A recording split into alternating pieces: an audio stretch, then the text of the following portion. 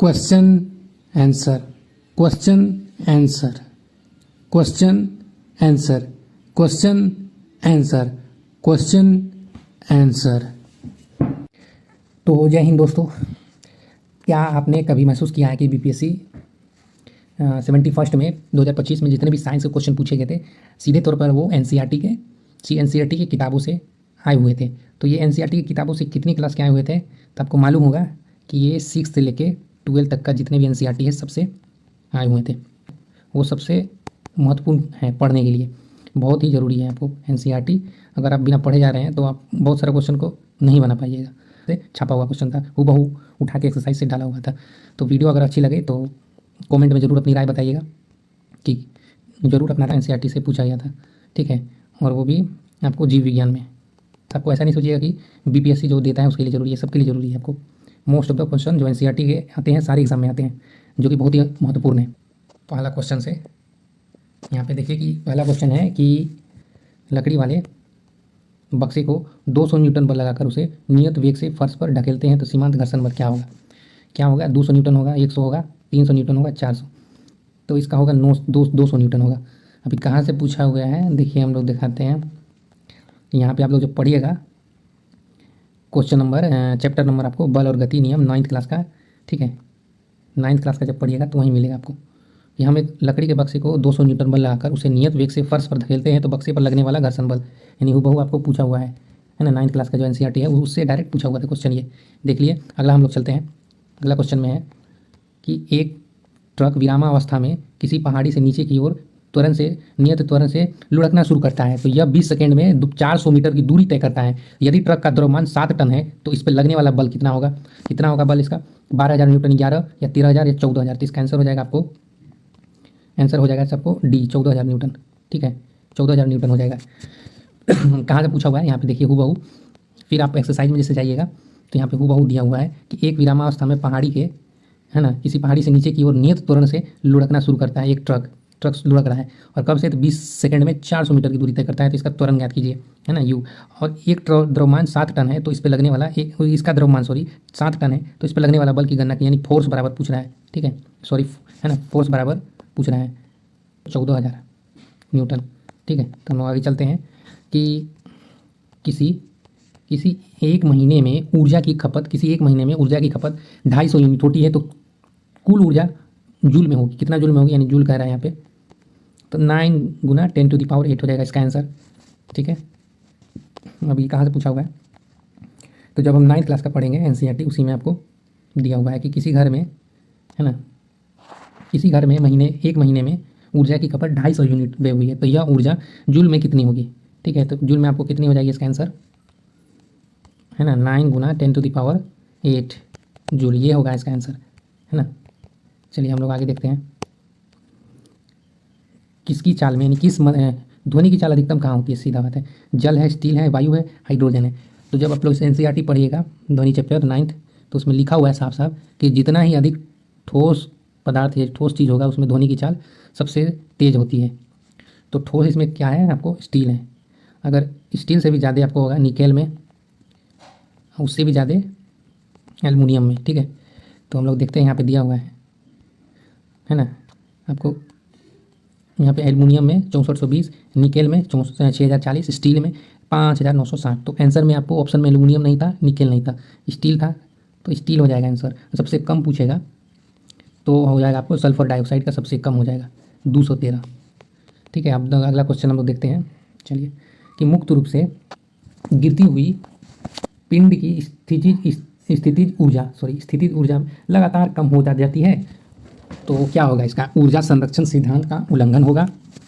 ए में है, बी में है कि ऊर्जा संरक्षण सिद्धांत का उल्लंघन है या नहीं होगा, या गुरुत्वाकर्षण बल का उल्लंघन होगा, और डी में है गुरुत्वाकर्षण बल का उल्लंघन नहीं होगा। तो इसका आंसर क्या हो जाएगा आप लोगों को बताइए कमेंट में। इसका आंसर हो जाएगा आप लोगों को कि ऊर्जा संरक्षण सिद्धांत का उल्लंघन नहीं होगा। अब क्यों नहीं होगा? तो जब हम लोग एनसीईआरटी पढ़ेंगे यहाँ पे, अब क्वेश्चन कहाँ से पूछा हुआ था देखिए, आपको ये भी एक्सरसाइज से पूछा हुआ था कि मुक्त रूप से गिरती हुई स्थितिज ऊर्जा लगातार कम हो जाती है तो क्या यह ऊर्जा संरक्षण नियम को उल्लंघन करती है? तो कारण बताइए अगर करती है तो यहाँ पे हम लोग जब पढ़ेंगे यहाँ पे एनसीईआरटी तो लिखा हुआ है ऊर्जा संरक्षण का नियम, यह ऊर्जा संरक्षण के नियम अनुसार, इस नियम के अनुसार ऊर्जा केवल एक रूप से दूसरे रूप में रूपांतरित होती है और ना तो किसी उत्पत्ति की, ना तो इसकी उत्पत्ति की जा सकती है और ना ही विनाश। यानी ऊर्जा का ना उत्पन्न होता है, ऊर्जा इसका उत्पन्न किया जा सकता है ऊर्जा को, और ना ही विनाश। ठीक है। और इसका रूपांतरण के पहले व रूपांतरण के बाद कुल ऊर्जा सदैव अचर रहती है। ऊर्जा संरक्षण का नियम प्रत्येक स्थिति में उस सभी प्रकार के वातावरण में मान्य है। तो जब हम लोग नीचे हम पढ़ेंगे यहाँ पे कि हम देखते हैं कि किसी पिंड के मुक्त रूप से गिरते हुए इसके पथ में किसी बिंदु पर स्थिति ऊर्जा में जितनी कमी होगी तो गतिज ऊर्जा उतनी ही वृद्धि होगी। और यहाँ पिंड की गति पर वायु प्रतिरोध के प्रभाव आदि की उपेक्षा की गई है। ठीक है, यानी वायु की उपेक्षा की गई है और इस प्रकार गुरुत्वीय स्थिति ऊर्जा का गतिज ऊर्जा में निरंतर रूपांतरण होता है। यानी ऊर्जा का एक रूप से दूसरे रूप में रूपांतरण होता है, ना कि उसका उल्लंघन होता है, ना कि वो बदलता है। तो हो जाएगा इसका आंसर, यानी ऊर्जा संरक्षण का सिद्धांत का उल्लंघन नहीं है। ठीक है, तो देखिए हूबहू आपको एनसीईआरटी से सारा क्वेश्चन आपको मिलेगा। तो अभी तो शुरुआत है, आप देखते रहिए वीडियो में शुरू से लेकर अंत तक कि कैसे आपको मिलेगा क्वेश्चन। दूसरा है कि बैलों की एक जोड़ी खेत जोतते समय हल पर 140 न्यूटन बल लगाती है।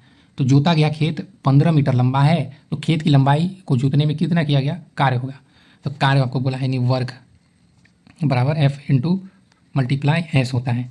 तो इस पर सीधा हम बिठा देंगे, 140 गुना 15 कर देंगे तो आपको 22,000 जूल आ जाएगा इसका आंसर। तो यहाँ पे आप देखिए हूबहू यहाँ दिया हुआ है ना, हूबहू है ना, नहीं 9th क्लास में दिया हुआ है। कहाँ से? 9th से।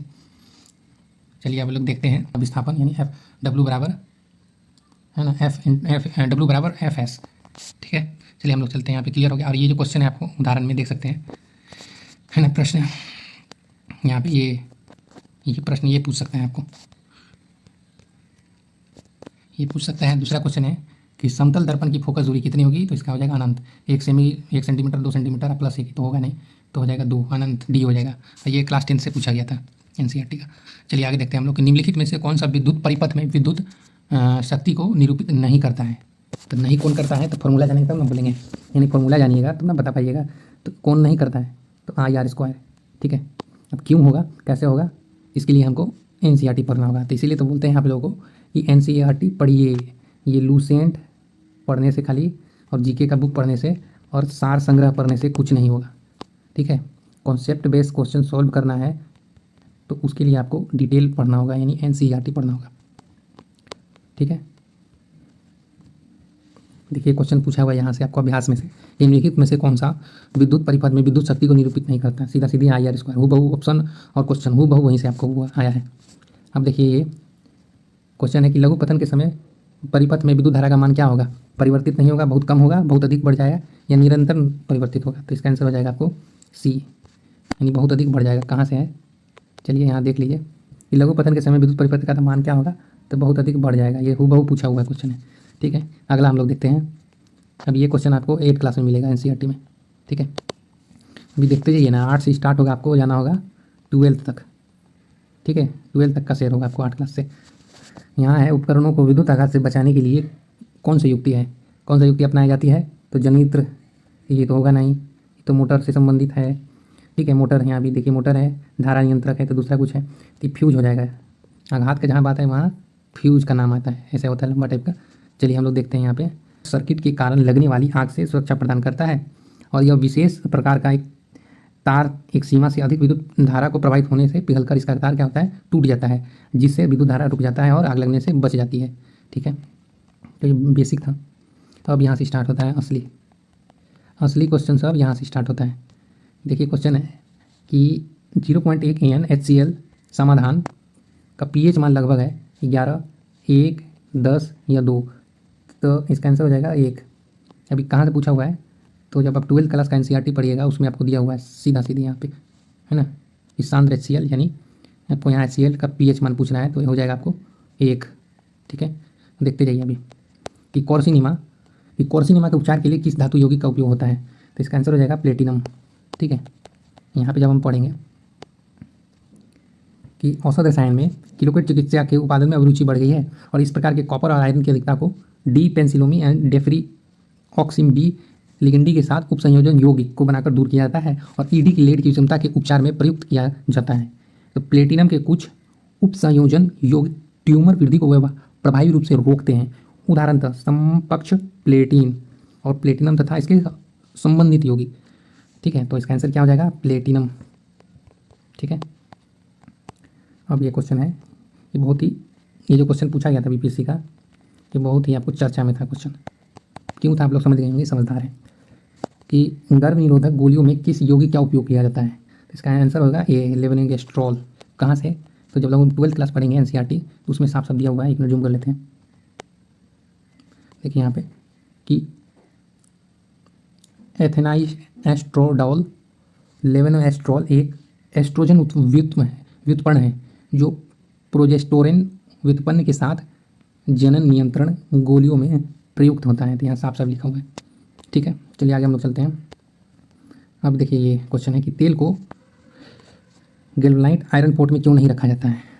अरे तो जब हम लोहा वाला चीज़ में तेल को रखेंगे तो क्या होगा? तेल की गुणवत्ता कम होगा। सही, तेल तो सड़ने लगेगा, उसमें जंग लगेगा, लोहा में भी जंग लगने लगेगा और यह जहरीला यानी पॉइजनलेस हो, यानी खाने योग्य नहीं रह पाएगा तेल। तो उपयुक्त सही होगा, डी हो जाए आंसर। अब देखिए यहाँ पे पढ़ेंगे हम लोग डिटेल में तो मिल जाएगा, है ना, कि सतह वायुमंडल में संरक्षण की रोकथाम अत्यधिक महत्वपूर्ण है। संरक्षण निरोध सबसे सरल विधि है और जिसमें ऐसी जेडन आयसन आदि आच्छादित करने जो क्रिया हो और वस्तु की रक्षा के लिए उत्पन्न है। और यहाँ पे जेडन उत्सर्ग इलेक्ट्रॉन उत्पन्न करना जो स्वयं संचारित होकर वस्तुओं की रक्षा करती है। ठीक है, तो यहाँ पे देखिए आप लोग दूसरा क्वेश्चन है कि पीएचबीवी बायोडिग्रेडेबल पॉलीमर का पूर्ण रूप है। तो इसका पूर्ण रूप हो जाएगा आपको कौन सा? सी, पॉली3 हेक्सीब्यूटेराइट। तो यहाँ पे देखिए हम लोग लिखा हुआ डायरेक्ट हम लोग पढ़ते हैं कि 13 है ना, 13 ब्यूटेराइट उत्पन्न यहाँ पे है और यहाँ पे है पीएचबीवी। ठीक है, तो ये हो जाएगा आपका आंसर। एक मिनट, चलिए हम लोग देखते हैं कि हार्मोन किसके द्वारा स्रावित होते हैं। किसके द्वारा स्रावित होते हैं हार्मोन? किसके द्वारा स्रावित होते हैं? तो हार्मोन होते हैं आपको अंतःस्रावी ग्रंथि। ये बी और तेलीय ग्रंथि, प्रजनन, ये सब तीनों तो नहीं होगा। तो कहाँ से पूछा गया है? तो यहाँ देखिए जब 10th क्लास का पढ़िएगा एनसीईआरटी उसमें दिया हुआ है कि अंतःस्रावी ग्रंथियों में नलिकाएं नहीं होती हैं, अतः वे नलिका विहीन ग्रंथि कहलाती हैं। नलिका विहीन, ठीक है, और नलिका विहीन ग्रंथि कहलाती है और इसके स्राव हार्मोन कहलाते हैं। साफ साफ लिखा हुआ है, हार्मोन कहलाते हैं। कहाँ से? तो अंतःस्रावी ग्रंथि। अंतःस्रावी ग्रंथि द्वारा स्रावित रुक्त रक्त में मुक्त किए जाने वाले रसायन हैं जो दूरस्थ रक्षा अंग तक पहुँचाते हैं। ठीक है, तो इसको हम तो डिटेल नहीं पढ़ना है यहाँ पे। चलिए हम लोग क्वेश्चन देखते हैं अगला। इस संक्रमण के जवाब में, ये बहुत ही इंपॉर्टेंट क्वेश्चन है आपको, कि इस संक्रमण के जवाब में सबसे पहले बनने वाली इम्यूनोग्लोबिन एंटीबायोटिक कौन सी श्रेणी में आता है? आईजीए में, आईजीजी में, आईजीएम में। तो इसका आंसर होगा आईजीएम। ठीक है, तो आईजीएम हो गया, यहाँ पे लिखा हुआ है डायरेक्ट। देखिए हाईलाइट जो है पढ़ेंगे हम लोग। इस शरीर में विभिन्न प्रकार के प्रतिरक्षी उत्पन्न किए जाते हैं जिनमें आईजीए, आईजीएम, आईई है। और शरीर में जब रोगजनक से पहली बार सामना होता है सबसे पहले आईजीएम एंटीबायोटिक बनती है, एंटीबॉडी बनती है। चलिए हम लोग दूसरा क्वेश्चन देखते हैं। क्वेश्चन क्या है दूसरा, कि है ना, कि जैविक झिल्ली यानी बायोलॉजिकल मेम्ब्रेन्स किससे बनी है? तो जैविक झिल्ली रहे या कोशिकाएं झिल्ली, दोनों एक ही होगा आपको। तो इसका आंसर हो जाएगा लिपिड प्रोटीन के विभिन्न संयोजन से। चलिए हम लोग देखते हैं, यहाँ लिखा हुआ साफ कि प्लाज्मा झिल्ली लचीली होती है, प्लाज्मा हो चाहे जैविक हो, दोनों एक ही है। ठीक है, कि और ये कार्बनिक अणु जैसे लिपिड तथा प्रोटीन की बनी होती है। सीधा सीधा यहाँ लिखा हुआ है आपको। जो आगे हम लोग देखते हैं, निम्नलिखित में से कौन सा नॉनसेंस कोडेन है? तो नॉनसेंस में यूएए होगा। तो ये आपको 12th बायो से पूछा हुआ है क्वेश्चन है। तो यहाँ पे सॉरी बायो नहीं, केमिस्ट्री से है। ठीक है, केमिस्ट्री का बुक से है। चलिए यहाँ पे हम लोग देखते हैं, यहाँ पे यूए, और आप लोग कहिएगा कि सर यूएजी तो स्टॉप है। भाई यूएजी स्टॉप आंसर में, ऑप्शन में तो है ही नहीं। क्या है? जो है वो ना हम लोग लेंगे ऑप्शन में। तो यूए है, तो यूए हो जाएगा आपको। और यहाँ पे कहिएगा कि यूजीए है यहाँ पे बगल में, तो यूजीए तो हो नहीं ऑप्शन में, देख लीजिए कहीं होगा तो बोलिएगा आप लोग कमेंट में। तो यूए हो जाएगा आंसर। हाँ भाई, कि पौधे में जाइलम का कार्य क्या है? तो जाइलम का कार्य है, जैसे कि हम लोग जानते हैं, कि पानी में घुले हुए खनिजों का परिवहन, जाइलम का। ठीक है, तो यहाँ पे देखिए लिखा हुआ है कि वाष्पोत्सर्जन, जल का अवशोषण एवं जड़ से पत्तियों तक जल तथा उसमें विलय खनिज लवणों का अप्रमुखी गति में सहायता प्रदान करता है। ठीक है, कौन? तो जाइलम। चलिए 98 नंबर क्वेश्चन है, आम में जो हम खाते हैं वो क्या है? बाह्य फल विद्धि, मध्य फल विद्धि, अंत फल विद्धि या उपयुक्त में से कोई नहीं? तो इसका हो जाएगा मध्य। यानी आम का जो खाते हैं क्या है? तो बीच वाला गुठली होता है, बीच वाला हम लोग खाते हैं, तो मध्य फल विद्धि हो जाएगा। तो कहाँ से है? तो हिस्ट्री यहाँ पे बायोलॉजी का 12th से पूछा हुआ है, आप देखिए, है ना, कि आम में फल भित्ति, बाह्य भित्ति, आम में फल भित्ति, बाह्य फल भित्ति और गूदेदार एवं खाने योग्य मध्य फल वित्ती, यहाँ साफ साफ लिखा हुआ है। ठीक है, तो यहीं से क्वेश्चन बना हुआ था। चलिए हम लास्ट क्वेश्चन लोग देखते हैं। लास्ट क्वेश्चन है कि माइकोराइज संबंध में पौधा का क्या लाभ है? तो सुरक्षा है या भोजन करता है या ए और बी या डी? तो इसका आंसर हो जाएगा, जब एनसीईआरटी पढ़िएगा तो डी हो जाएगा, यानी खनिज का बढ़ा हुआ अवशोषण एवं रोगों से रक्षा करता है। ठीक है, यहाँ जब देखिएगा कि लिखा हुआ है कि माइकोराइजा स्थापित करते हैं और ग्लोमस जीनस के बहुत से सदस्य माइकोराइज बनाते हैं। इस संयोजन में कवकीय सजीवी मृदा से फास्फोरस का अवशोषण कर उसे पादपों में भेजते हैं और ऐसे संबंधों में युक्त पादप कई अन्य लाभ में जैसे मूलावर्त रोगजनक के प्रति प्रतिरोधकता, लवणता एवं सूखे के प्रति सहनशीलता एवं कुल वृद्धि विकास में प्रदर्शित करते हैं। तो इन्हें डायरेक्ट आप लोग जब पढ़िएगा तो आपको मालूम चल जाएगा। ठीक है, और देखिए वीडियो यहाँ पे समाप्त होता है क्वेश्चन। तो लगभग यानी 22 क्वेश्चन आपको डायरेक्ट एनसीईआरटी से पूछे गए थे। तो कमेंट में ज़रूर बताइएगा दोस्तों कि कैसा लगा वीडियो, और अपने कमेंट में राय ज़रूर शेयर कीजिएगा। ठीक है, और ये जो क्वेश्चन है आपको एनसीईआरटी से टोटल था, उसके साथ साथ आपको बहुत सारा क्वेश्चन था जो कि लूसेंट और जीके से डायरेक्ट आया हुआ था। बहुत सारा क्वेश्चन नहीं, मतलब लगभग 4 से 5 क्वेश्चन। तो आप लोग खुद ही फैसला कर सकते हैं कि कौन सा बुक पढ़ने से आप लोग को सफलता प्राप्त होगी, है ना।